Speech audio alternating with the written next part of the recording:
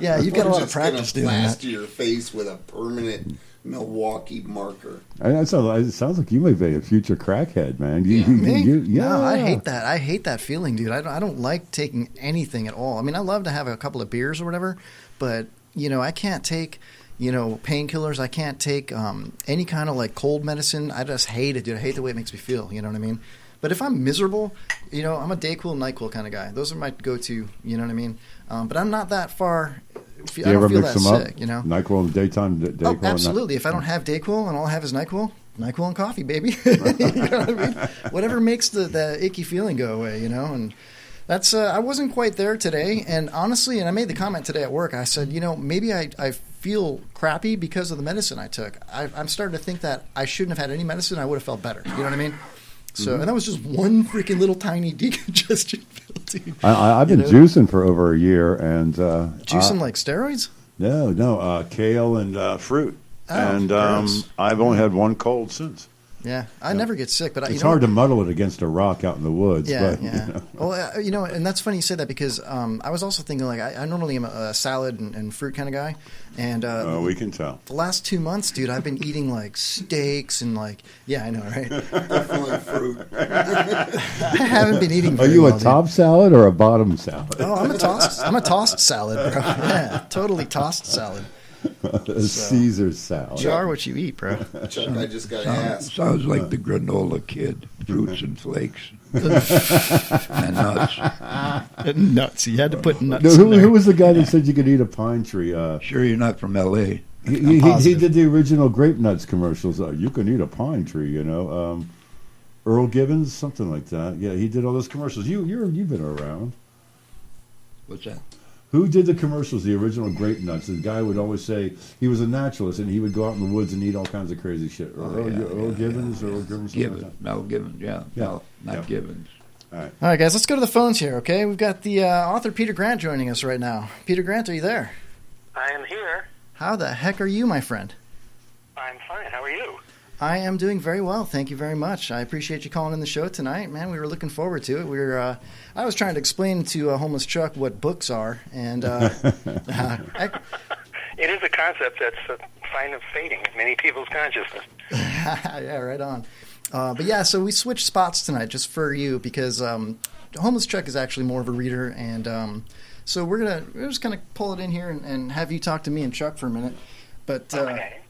I used see to work for a homeless agency, so. Did you really? I did. Awesome. Well, that's pretty cool. Did you enjoy that, or?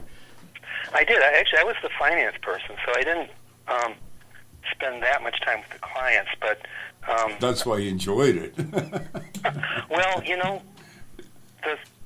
we'd go when they have a big meeting. The whole staff would go, and the stories that people tell me, some of the things that people go through to get to where they are just incredible. And I got my notary public thing because a lot of them needed something notarized, like to get Section 8 housing, so I did a lot of the things for the clients. And there was a woman who was in pretty good shape, okay, but she had become an alcoholic when she was 6 because her stepfather had been sexually abusing her since she was 3, and it took the pain away. And nobody noticed she went through school drunk all those years. So how do you get your life together after something like that? She had a lot of issues about her mother, who was a user, and didn't ever notice what was going on. So I really admire people that can pull themselves out of such an awful situation. It shouldn't happen to anyone. Yeah, kudos to you for doing that. That's a pretty noble thing to do. And we goof around a lot. This is a comedy show. Oh yeah. But at the same you time, have to laugh or it'll get you. Yeah, absolutely. That's why all my stories have a happy ending. You're 1 hour from a happy ending. Exactly. And that's the goal. You don't get that on the news. You don't get it in the newspaper. So, and I don't know whether you noticed, but one of the main characters in the Stinky story is named Kevin. I did notice that, and it's also funny, and I don't like to always drop this during the show because Homeless Chuck is his moniker, but his last name's Carter. So, oh really? And believe it or not, when I was younger, my mother always used to refer to me as her little stinker. So I can identify. He became homeless instead of Stinky. That's funny. That's how he got his nickname when he was a little boy. he found something, and his parents tell the story differently depending on who's telling the story. But it was either like something in the grass or a bug or something, and he scooped it up in his hand. He's about 3, and they have that penetrating voice at that age. He said, "Stinky." So I had gastro problems when I was younger. I was lactose intolerant, so they didn't find that out till I was 10. So I was pretty sick for the first decade of my life. So hell, it's given me great pleasure. Peter, I'd like to ask you a couple of real quick questions. Thank you. I tried to do a little bit of show prep, and I know I told you that I wasn't going to do much show prep because you're just a man of many words, and I figured that you would have so much to talk about anyway. But I had a very hard time finding out anything about you personally. I found out all kinds of things about your books. But all I know is you're from L.A. I have no idea how old of a man you are. I don't know anything of your background. I don't know if you want to share anything like that with us or with our listening audience. Well, I guess I'm more interested in people reading the stories and finding out about me. I'm not all that fascinating. I'm actually from Connecticut, and so the stories are set in sort of an imaginary part of the Northeast, and the first story they wrote was nonfiction, and I've been writing the fictional stories ever since. And really my day job is working as a finance person in a nonprofit. So I've been honing the fiction craft, doing budgets for all these years with, despite poor earnings, we'll pull it out of we'll do better next year. So I've been doing a lot of those, and I figured I might as well write something that's supposed to be fiction instead of supposed to be more or less real. Mm-hmm. So I do live in LA now, and it's very different from living in the Northeast. And there's good and bad things about it. Overall, I actually prefer New England to California, but well, that's home to you too, right? I mean, I grew up in Chicago. We're all from different places. Jay and Pops are from Milwaukee, from Wisconsin. Chuck's from Vermont. Was it Virginia? Virginia. Anything with a V, Kevin. Anything with a V. Pretty much, yeah.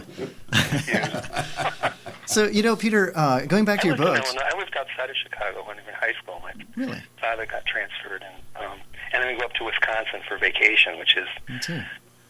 There isn't a lot of beautiful scenery in Illinois, but Wisconsin's really pretty. So Absolutely. we go up there and stay on one of the lakes or something. It's a nice state. It sure as hell is, man.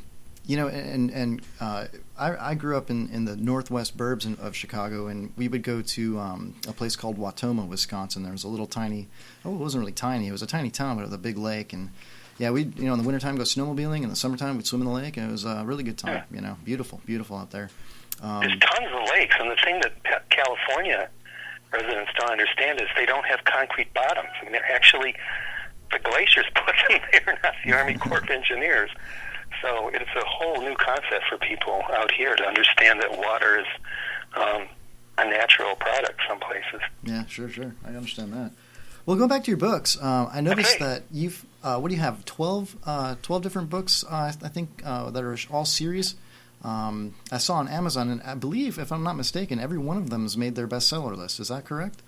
They actually have, and there's 8 volumes, not 12, that collect all the stories, and I think there are 57 titles that are individual stories, and some of them have a short second story, and all of the volumes have at least one story that isn't otherwise published, so it comes up to 87 stories in total, which is a lot of stories. None of them are all that long, but you add them up, and they're more in number than there are original Sherlock Holmes Watson stories by Conan Doyle. Wow. There are 56 of those, and there's 39 Jeeves and Wooster stories. So Stinky and Eddie are a talkative pair of characters. Actually, Stinky's talkative. Eddie isn't that talkative. So, and it was an interesting series because the idea of the character just sort of came to me, like in this burst. And you've probably heard J.K. Rowling say how she had this idea that covered the whole arc of the 7 Harry Potter story novels. And it just came to her, and it was kind of a similar thing, where on this instant of time, I knew about the character and basically the kind of personality he had, and he's such a strong character, like this is what his mother's like, his father, his sister, how he reacts to things, and worked out all these stories. And then it turned out that the different situations that he inhabits open themselves to all kinds of different ideas. So his job is he's a lawyer, and he basically works on wills and trusts, which is boring. So most of the stories aren't about him doing a prenup for a rich client. But his rich clients and his business gives him access to all of these well-to-do people in town, ask him to do things, and he's not going to turn a client down. And if it's billable, he doesn't care if he even knows how to do it. He'll try. Well, Peter, if I could interject, I got a question for you. Being that you put so much time and energy and effort into developing these characters, and what level of reality are they real to you? Do you envision, or do you think, what would Stinky or Eddie do in these situations? Do you attempt to think like they do? Do you identify with them actually as being real? Well, I know that they're fictional characters, and there's only one character in the whole thing that's somewhat based on a real person. I can talk about her later. But when I'm writing the story, I have to really think like whoever's speaking. You know, like the first draft, you just sort of get it down, and then you go through and say, is this the way that this character would speak, and sort of think like them. And I had a couple times where going through a draft, I'd see a word, and I didn't know what the word meant. I'd look it up, and it meant what it was supposed to. So somehow, thinking like Stinky, I can dig out these, $5 words that he likes to use that I wouldn't ordinarily use. Right. And the stories cover about a 50-year period in their life. So in my mind, they're very real characters, and they have a lot of backstory and depth to them. Okay, well, if you read one story, you won't get the whole approach of the person. But you add them all up, and they're consistent, and there's some differences through time as they go through. Well, you said it spans 50 years. Do you actually envision ever killing them off? Are they going to go away? I mean, and how painful would that be to actually to kill a character that you've created, you've nurtured, you've taken through the years? Well, that's a really good thing to think about, because each of these 8 volumes is chronological in terms of the characters within the volume, but they overlap. So at the end of volume 1, he's older than he's going to be at the beginning of volume 2.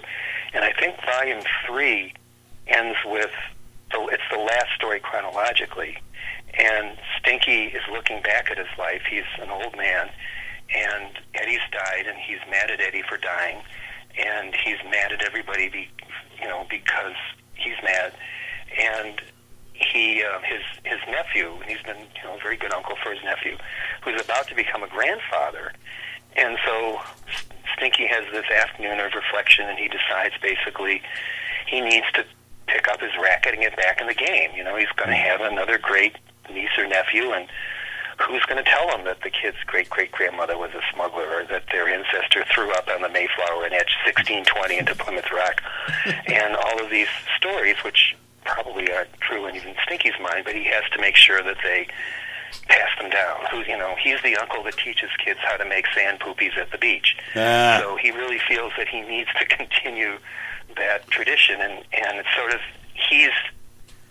so at the end he's sort of like Auntie Mame taking Patrick Dennis's son up the stairs to India, and he doesn't die. But and I gave Eddie the nicest possible death. Eddie loves to eat, so he choked to death. No, don't tell me that. He has a nice lunch with his family, and he's fair. So Pinky's out lunch, huh? Just takes a nap after lunch and dies in his sleep. He doesn't sit before. So what kind of food was he eating? His cousin Kevin, who he's very close to, finds him and calls 911, and that's actually part of what Stinky's mad about, is they took him away before you Carol could see. and Stinky got back. So if you're going to die peacefully in your sleep, and your third or fourth best person person in the world finds you and looks after it. So that's Yeah, the way I think most exactly. people